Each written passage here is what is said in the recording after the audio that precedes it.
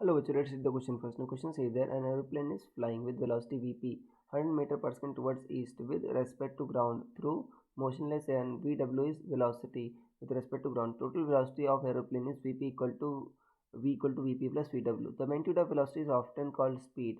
The heading of plane is direction in which nose of plane points.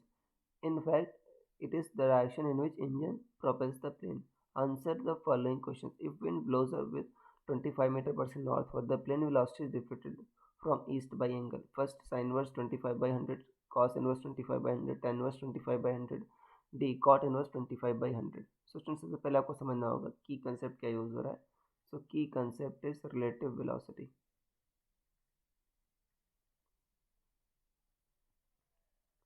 Relative velocity देखो बच्चों, अब plane जो है आपका एयर में ट्रेवल कर रही, तो वास्तव में जो velocity of plane with respect to air होगा, velocity of plane with respect to ground minus velocity of air with respect to ground.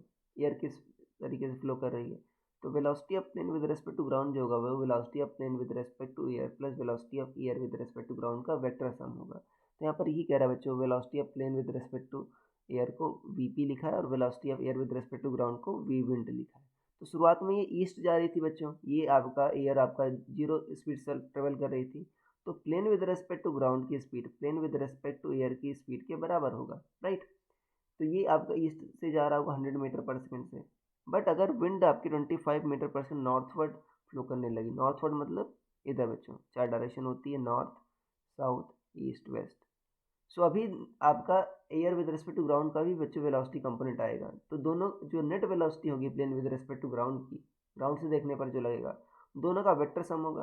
तो कुछ ये 25 है, ईस्ट में 100 है, तो नेट बच्चों इधर आएगा ट्रेंड आपका पैरेललोग्राम लॉ के हिसाब से. तो ये कह रहा है कि अभी कितना ईस्ट से कितना एंगल बना रहा होगा. मान लो ईस्ट से बच्चों ये नेट वेलोसिटी जो है आपका थीटा एंगल बना रहा है, सो टेन थीटा क्या लिखोगे आप, परपेंडिकुलर हाईवेज 25/100.